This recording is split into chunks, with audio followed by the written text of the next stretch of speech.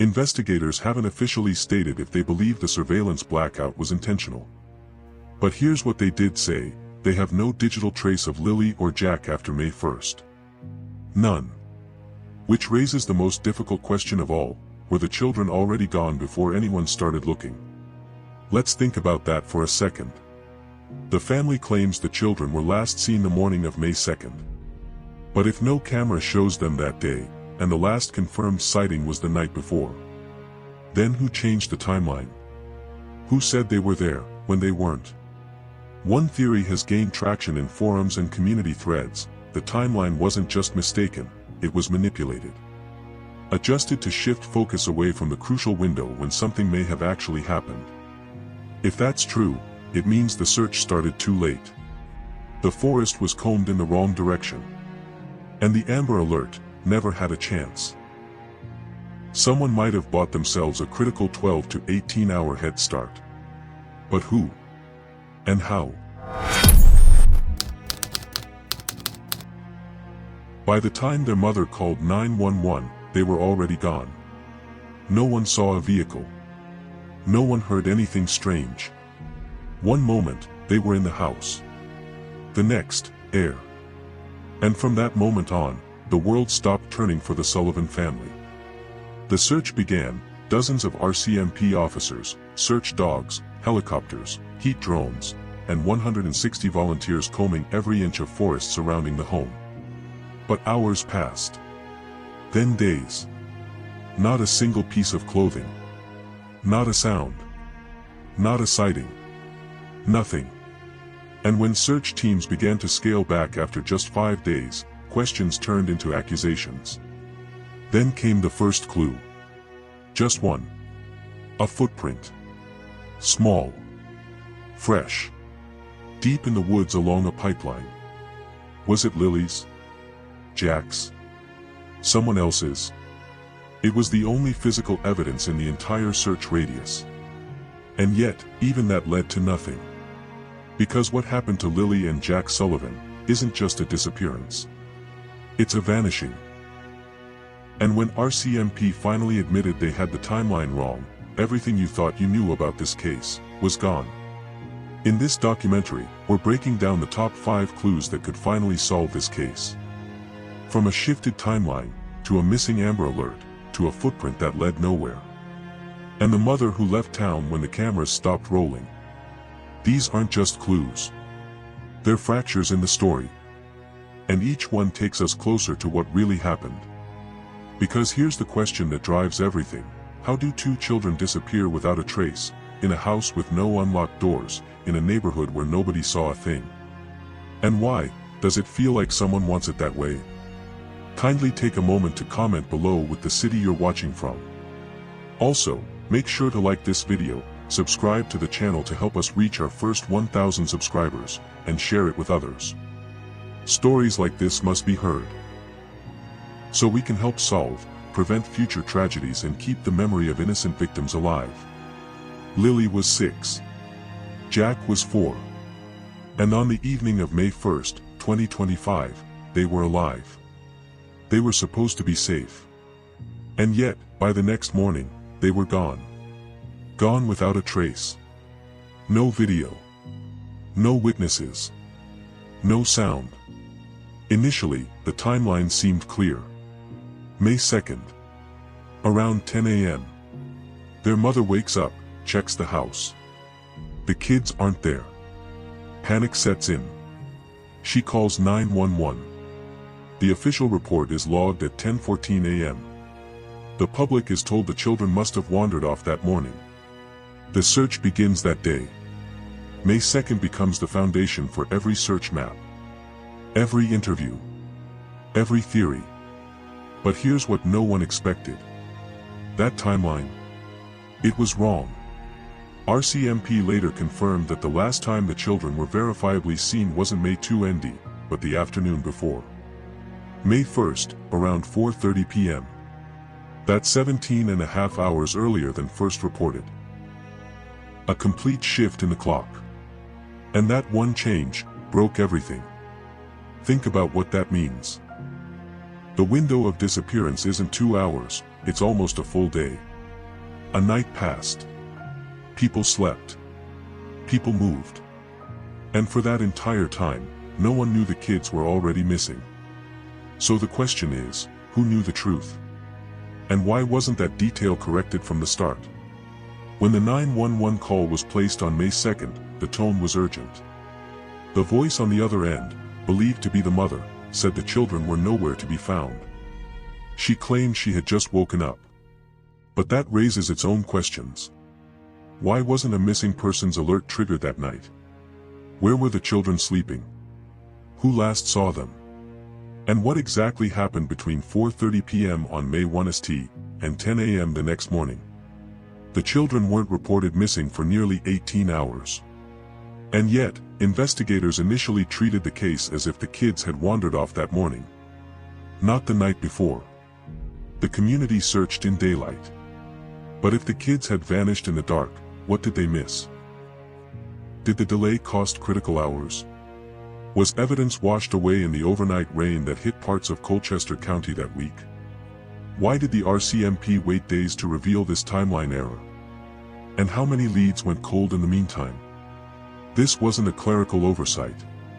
It was a total misread of the most crucial detail in a disappearance case, the last verified sighting. Because in a missing persons case, the clock is everything. Every hour matters. Every minute shapes the direction of the investigation. And in the Lily and Jack Sullivan case, we lost nearly 18 hours before the real search even began. But let's go deeper. Who were they with on May 1st? Reports confirm family was present at the Lansdowne Station home that day. But law enforcement hasn't disclosed who exactly saw the kids last, or what condition they were in. And that silence created room for speculation. Was there an argument? Was something seen, or heard, and not reported? More than 50 interviews were conducted in the first week. But to date, not a single person has been named as a person of interest. So either no one knows, or no one's talking. Either way, someone was with them on May 1st.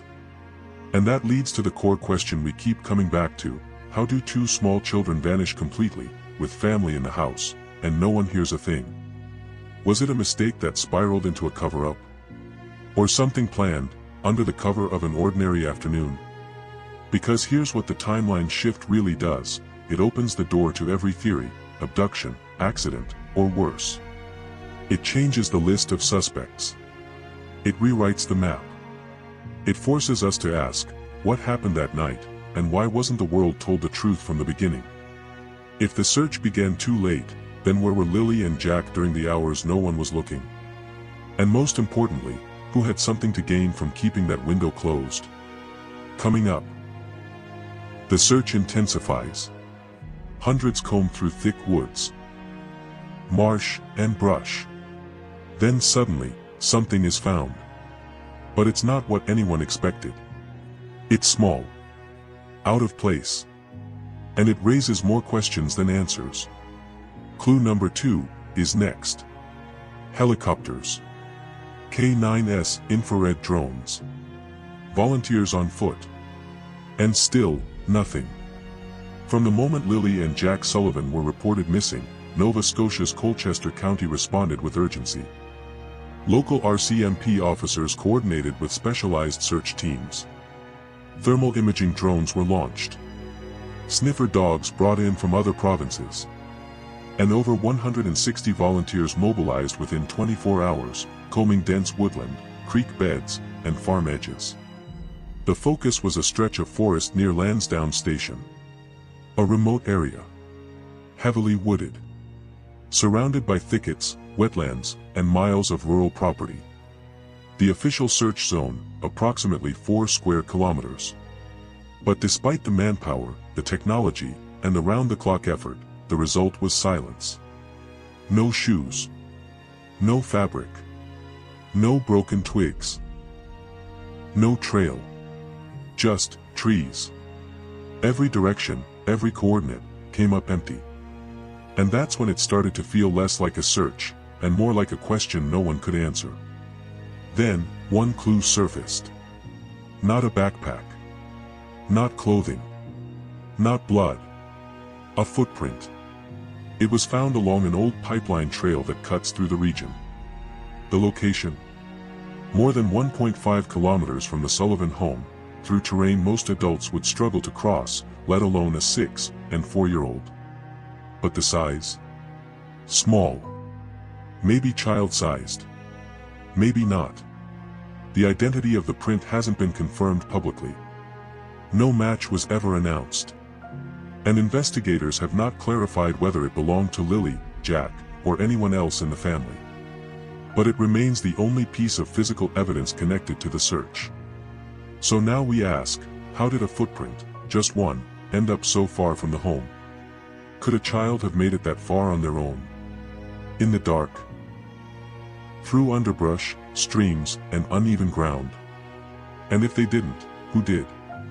Because a footprint this deep into the bush, it doesn't suggest a child wandered. It suggests movement, direction, purpose. Yet despite this clue, there was no follow-up discovery. No tracks leading in or out. No indication of struggle. Nothing surrounding the print to explain how it got there, or where the person it belonged to went next. And then, just 5 days after the search began, something even more confusing happened. On May 7, 2025, the RCMP announced they were scaling back ground search operations. No recovery. No confirmed lead. No further press briefing. They paused the active search, with 2 children still missing. It was a move that didn't sit well with the community. Private volunteers began organizing on social media. Crowdsourced maps. ATV patrols. Even drone hobbyists offered aerial footage. The community didn't accept that Lily and Jack had simply vanished into the forest. Not without something left behind. Not with no scent, no sign. No trace. Some believed the footprint had been mishandled. Others believed it wasn't being acknowledged for what it really could mean.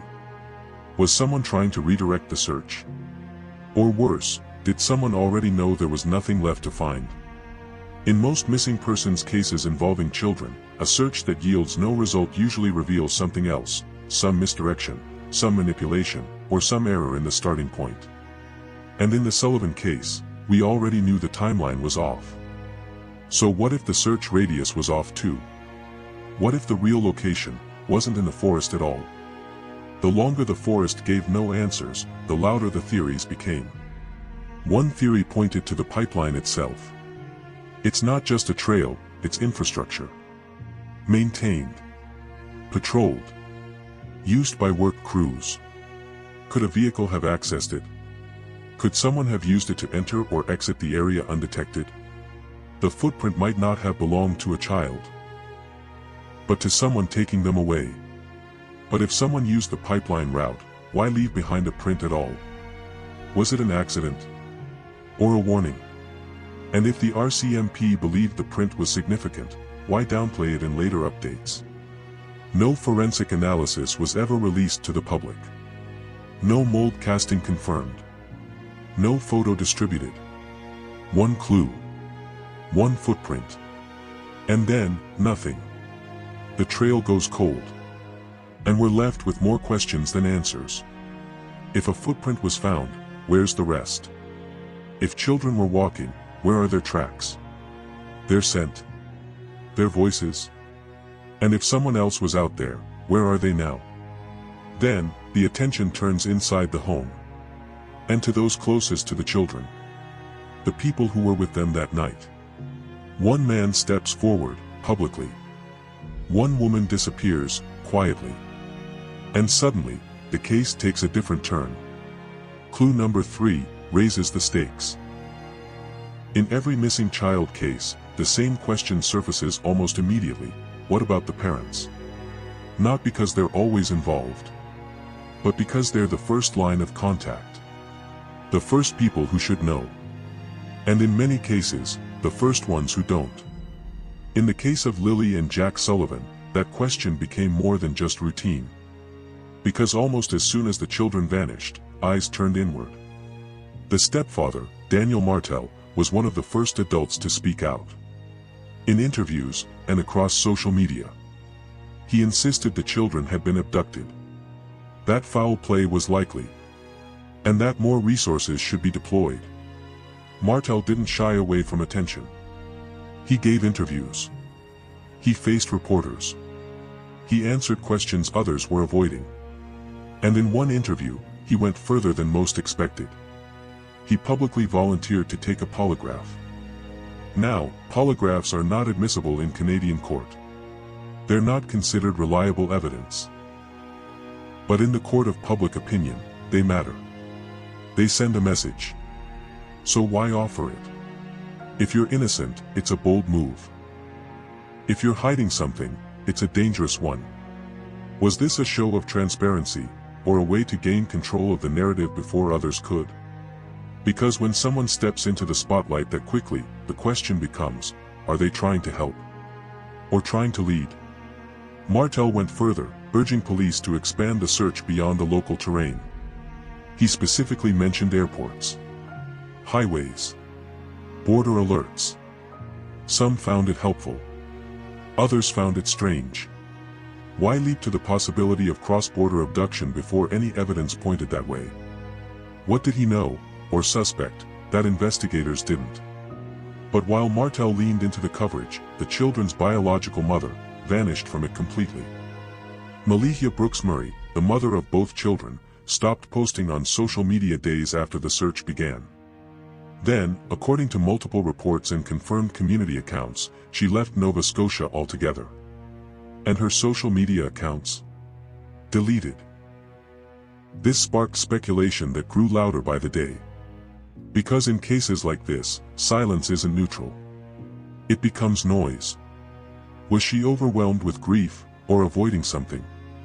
Had she chosen to grieve in private, or was she deliberately removing herself from view? When mothers lose children, they typically go toward the attention, not away from it. So why the sudden exit? Some pointed to her relationship history with Martel. Others raised questions about the home environment.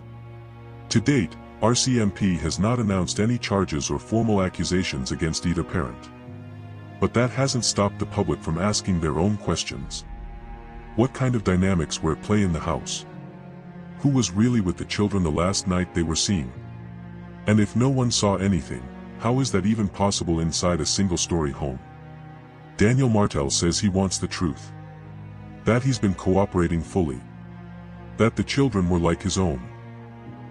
But if that's true, then why hasn't any confirmed lead come from inside the home? Why hasn't anyone close to the family stepped forward with specifics?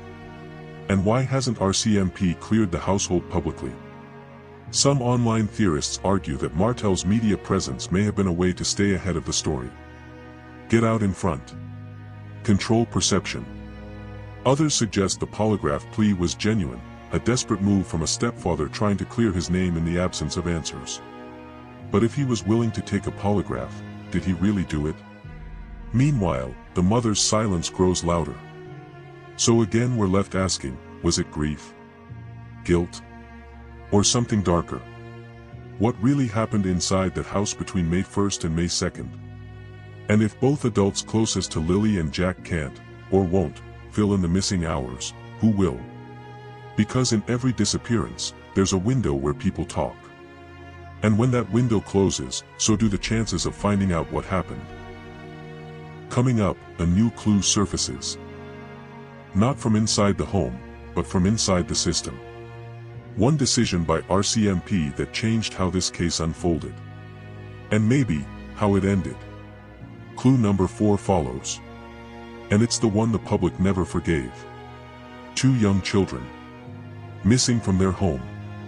A mother calls 911. A community mobilizes. And still, no Amber Alert. Not one phone buzzed. Not one highway sign lit up. Not one official alert reached the wider public. Lily and Jack Sullivan vanished on May 1st, or possibly earlier. But despite all early indicators of an emergency, law enforcement never activated Canada's Amber Alert system. And the reason?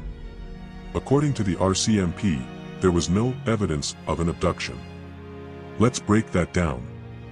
In Canada, Amber Alerts are issued when 3 key criteria are met: the child must be under 18, believed to have been abducted, and there must be enough information to help locate them. Lily was 6. Jack was 4. So the first box. Checked. Were they abducted? The RCMP said, not likely. But how could they not be? 2 kids. Gone without a trace. No signs of wandering. No one saw them leave. A single footprint miles from home. And yet, no alert. This wasn't a missed email. It was a systemic decision. RCMP told the public there were no signs of abduction. But what signs were they looking for? A broken window? A note? A vehicle peeling away? What about the one sign that should have mattered most, 2 missing kids? The community didn't accept that answer. Outrage grew fast. Locals questioned why their phones didn't buzz. Activists pointed out inconsistencies with previous cases. Even journalists asked, off camera, was this an error, or a stall? Because the longer the public wasn't informed, the longer the trail went cold. And in missing child cases, timing is everything. Statistically, according to Canadian Centre for Child Protection data, over 75% of abducted children who are found murdered are killed within the first 3 hours. And yet, in this case, it took days before national media even picked it up. That window, those first 3 hours, passed in silence. No alert. No warning. No national awareness. So what happened during that time? Were the children still alive? Being moved? Hidden? Were they already gone? And if an Amber Alert had gone out, how might things have changed? Truck stops could have been monitored. License plates flagged. Travelers alerted. Instead, the only people who knew were local. And the only people looking were within 4 square kilometers of woods. But here's the twist most people don't know. Despite not issuing an Amber Alert, the RCMP did conduct over 355 interviews and reviewed more than 50 separate tips in the first 2 weeks alone. That's a massive investigative lift. So was this a real effort, or a redirection? Were they working behind the scenes, or keeping the public in the dark? Because what kind of system decides not to alert the nation? While interviewing hundreds in silence? Why not do both? Unless, the goal was never public involvement to begin with. Critics argue this wasn't a failure of policy, but a failure of will. Others suggest something deeper, an attempt to contain the case before it exploded. Because if you alert a country, you invite scrutiny. And in this case, scrutiny might have forced more than a few uncomfortable answers. So we come back to the question again. If this wasn't an abduction, then what was it? 2 kids can't just vanish. Not from a home. Not in daylight. Not without help, or force. If no one took them, where did they go? Coming up. One final detail, quietly revealed in a later press update. Something small. Overlooked by most. A moment. A door. And the one thing that might have opened it.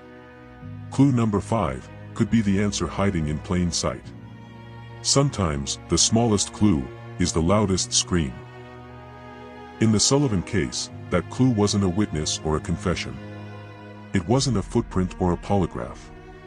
It was silence. Digital silence. As investigators combed the area, searching for any sign of Lily and Jack after May 1st, they turned to the modern trail most people don't realize they leave behind: surveillance footage. RCMP issued a public request on May 9th, asking residents, drivers, and businesses to turn over dashcam, doorbell, and security camera footage from April 28th to May 2nd. Not just May 2nd, the day the children were reported missing, but April 28th, 4 days earlier. That detail, most people missed it. But in an investigation this fragile, it matters. Why cast the net that far back? What did investigators suspect happened before anyone made a 911 call? Was it a precaution, or a sign they believed something happened before May 2nd? This is where the timeline begins to fold in on itself. Because here's what the public didn't hear until later: RCMP had reviewed hours of video, dozens of sources. Cameras on garages, driveways, rural intersections. And nothing showed the children. No sighting of Lily or Jack after May 1st, 2025 at 8:15 p.m. That's when a neighbor, through home security footage, caught a faint glimpse, two small shadows through the side yard. Likely playing. Likely unaware they were being recorded. After that frame, nothing. No doorbell footage. No driveway crossing. No highway cams. No store entries. No hospital ER visits. No movement at all. And that wasn't just unusual. It was chilling. Because the problem wasn't what cameras saw. It was what they didn't. Entire blocks with security systems suddenly went dark. Dashcams that should have recorded local traffic, off or missing. A grocery store camera that had been working the week prior, malfunctioned on May 1st. A neighbor's Ring system, unplugged for maintenance that day. One family nearby discovered their home Wi-Fi had been jammed overnight. A technical coincidence? Or a premeditated blind spot? Security camera footage is hard to fake. But it's easier to erase. And in rural communities like Colchester County, there's no central grid to pull from. If someone knew which homes had cameras, they could avoid them. Or disable them. Or simply wait for the dark. Or, maybe the cameras weren't the only things being manipulated. Because the other thing missing was clarity. No public confirmation of when the children were last fed. No timestamp on bedtime. No proof of life after the evening of May 1st. And in any criminal investigation, a missing timestamp is a crack in the entire case. The final clue here might not be the absence of footage. It might be the quiet framing of the request itself. Why didn't RCMP mention this earlier? Why wait nearly 8 days to ask for footage from April 28 forward? What happened in those missing days that couldn't be undone? At this point in the story, every clue leads two ways, toward the truth, or straight into a dead end. Because 5 unbelievable clues don't always mean 5 answers. Sometimes, they just mean 5 doors, each leading into darkness. Now we turn to you. What do you believe happened to Lily and Jack? What do you think was the most unbelievable clue? Drop your theory in the comments. Don't forget to like, subscribe, and share this documentary. Help us bring Lily and Jack home. If you saw anything in Nova Scotia between April 28 and May 2, dashcam, home security, anything, contact local authorities. These kids need a voice. And maybe, one clue is all it takes. Up next is another case that would need your thoughts and theories. Thank you.